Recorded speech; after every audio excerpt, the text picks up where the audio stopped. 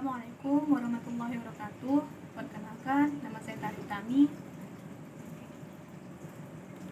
Saya prodi Matematika kelas A pagi. Di sini saya akan menjelaskan tentang unsur-unsur pendidikan. Sebelum masuk penjelasan unsur-unsur pendidikan, saya akan menjelaskan tentang pengertian pendidikan terlebih dahulu. Pengertian pendidikan adalah pembelajaran, pengetahuan, keterampilan, dan kebiasaan sekelompok orang yang diturunkan dari satu generasi ke generasi selanjutnya melalui pengajaran, pelatihan, ataupun penelitian. Ada beberapa pengertian tentang pendidikan. Yang pertama adalah pengertian pendidikan menurut lembaga dan kamus.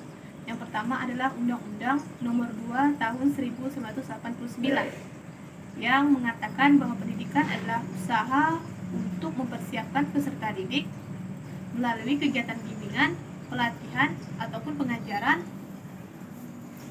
guna peranannya di masa yang akan datang. Yang kedua adalah menurut KBBI atau Kamus Besar Bahasa Indonesia yang berpendapat bahwa pendidikan adalah suatu proses pembelajaran bagi setiap individu untuk mendapatkan pengetahuan dan pemahaman yang lebih tinggi terhadap suatu objek tertentu dan spesifik. Pembelajaran yang dilakukan secara formal tersebut akan berakibat pada setiap individu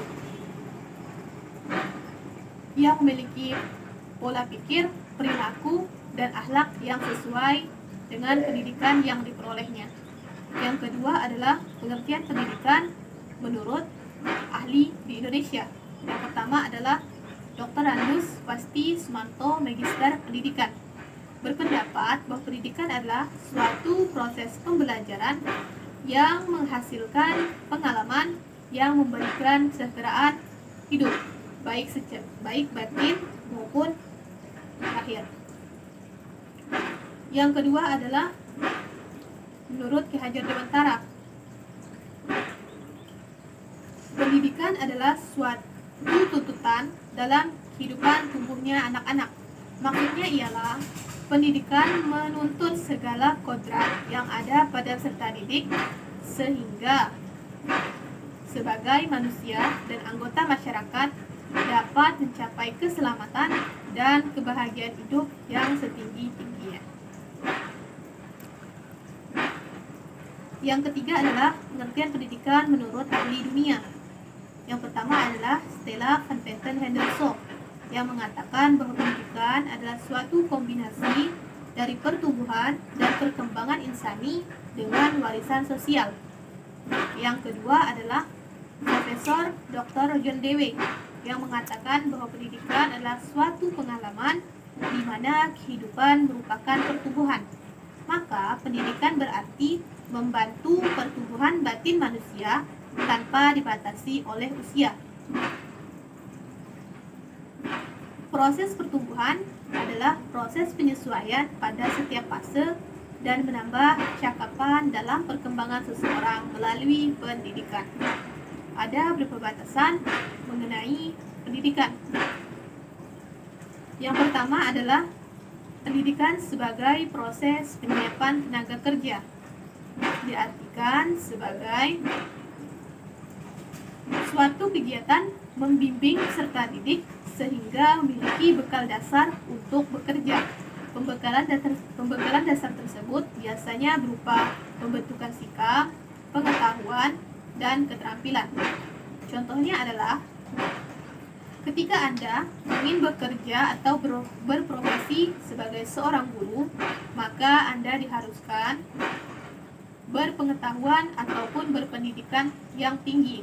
Setidaknya Anda harus berkuliah S1 atau S2. Ini merupakan salah satu misi penting pendidikan karena bekerja menjadi salah satu kebutuhan pokok dalam kehidupan manusia. Yang kedua adalah pendidikan sebagai proses pembentukan kepribadian. Diartikan sebagai suatu kegiatan yang sistematis dan sistemik terarah kepada pembentukan kepribadian peserta didik. Yang ketiga adalah pendidikan sebagai proses penyiapan warga negara. Diartikan sebagai suatu kegiatan yang terencana untuk membimbing peserta didik sehingga menjadi warga negara yang baik. Unsur-unsur pendidikan terbagi menjadi 5. Yang pertama adalah subjek yang akan dibimbing.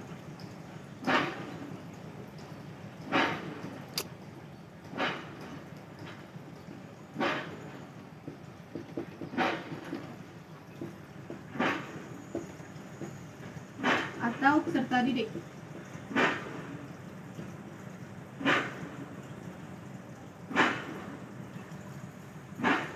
Yang kedua adalah orang yang akan membimbing.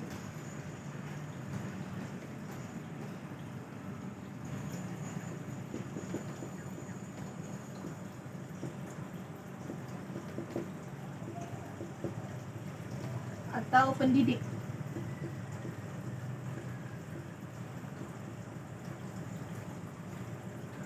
Yang ketiga adalah interaksi antara peserta didik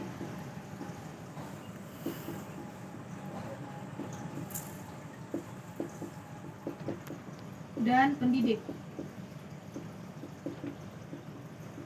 atau interaksi edukatif.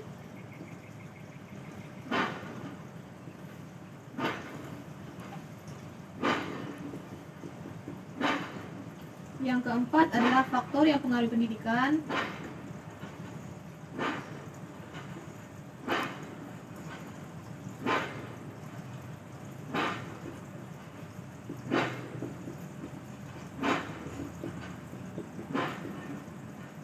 Dan yang kelima adalah materi.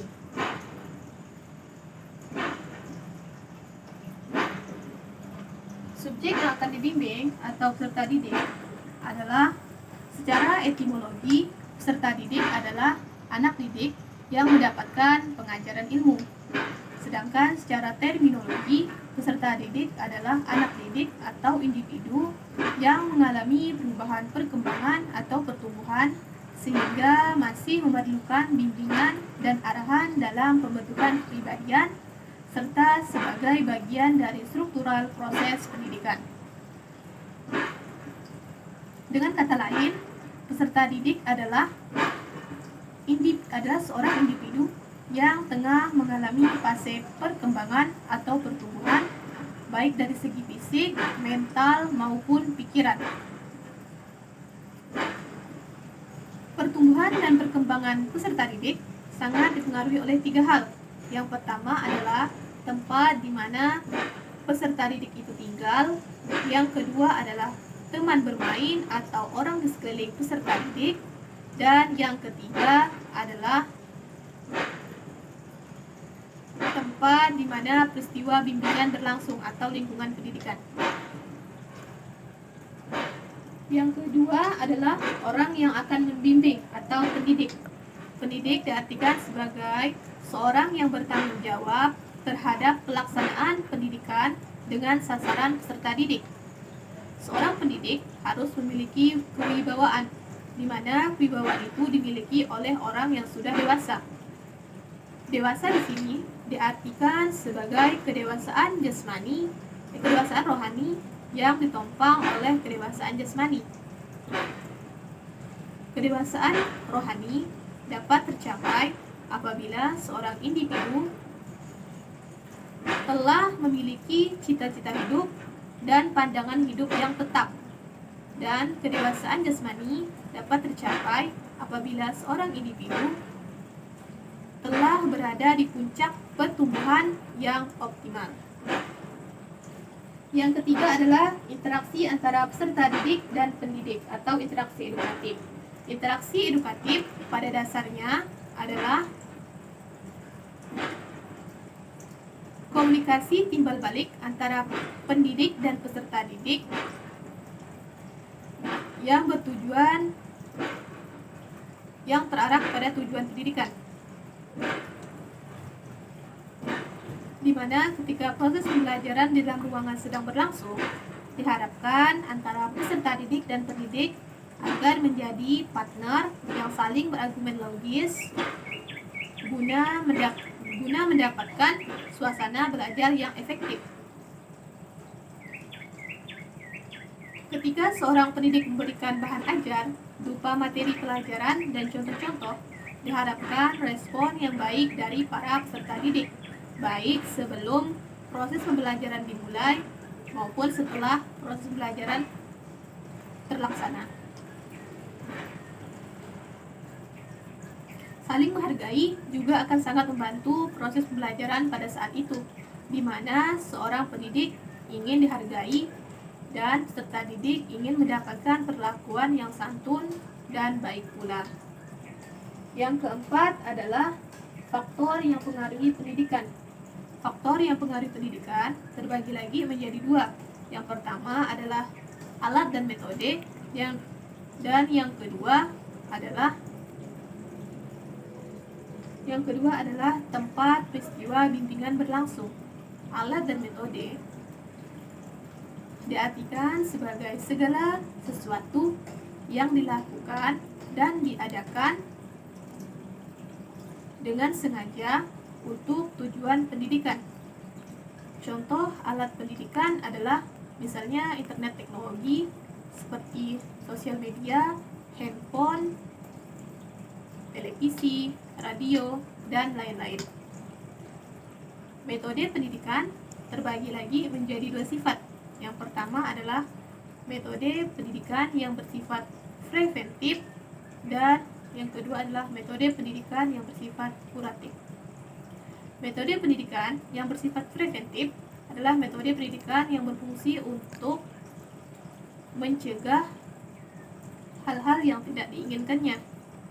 Misalnya seperti larangan, pembatasan, peringatan, bahkan juga hukuman. Yang kedua adalah metode pendidikan yang bersifat kuratif. Metode pendidikan yang bersifat kuratif mempunyai arti metode pendidikan yang gunanya untuk memperbaiki. Contohnya seperti ajakan, saran, nasihat, pemberian kepercayaan, bahkan juga hukuman. Yang kelima adalah materi. Materi pendidikan diartikan sebagai isi atau bahan yang akan diajarkan oleh pendidik kepada peserta didik dengan tujuan tercapainya pengembangan intelektual. Biasanya, materi pendidikan mencakup akan 6 hal. Yang pertama adalah kesadaran spiritual, yang kedua adalah kesadaran diri, yang ketiga adalah kecakapan berpikir rasional, yang keempat adalah kecakapan sosial, yang kelima adalah kesadaran lingkungan, dan yang keenam adalah kecakapan vokasional. Materi yang diajarkan dalam proses pembelajaran yang bertujuan agar peserta didik dapat mengembangkan potensi yang ada pada dirinya untuk memiliki kekuatan spiritual keagamaan, pengendalian diri, kepribadian, kecerdasan, akhlak mulia, serta kemampuan yang dimiliki oleh dirinya untuk masyarakat, bangsa, dan negara ke arah yang lebih baik lagi. Dari penjelasan saya sebelumnya, dapat saya simpulkan bahwa pendidikan merupakan wahana penting untuk membangun siswa atau mahasiswa. Pada gilirannya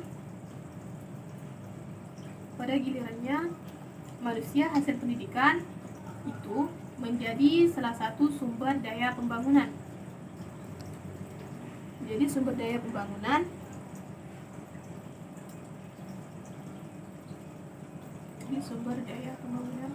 Oleh karena itu, diharapkan kepada pendidik agar tidak melakukan kesalahan-kesalahan dalam mendidik. Kesalahan dalam mendidik biasanya akan berakibat fatal, karena sasaran pendidikan adalah manusia.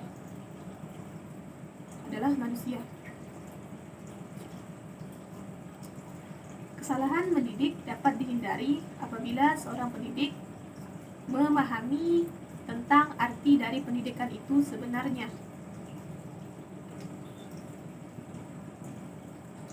Pendidikan itu sebenarnya gambaran yang jelas dan benar dari pendidikan dapat terlihat dari kajian terhadap arti dan tugas pendidikan, konsep pendidikan, unsur-unsurnya, dan kesatupaduan unsur itu dalam suatu wujud sistem. Sekian penjelasan dari saya. Apabila ada salah kata ataupun dalam pengucapan saya mohon maaf. Saya akhiri. Wassalamualaikum warahmatullahi wabarakatuh.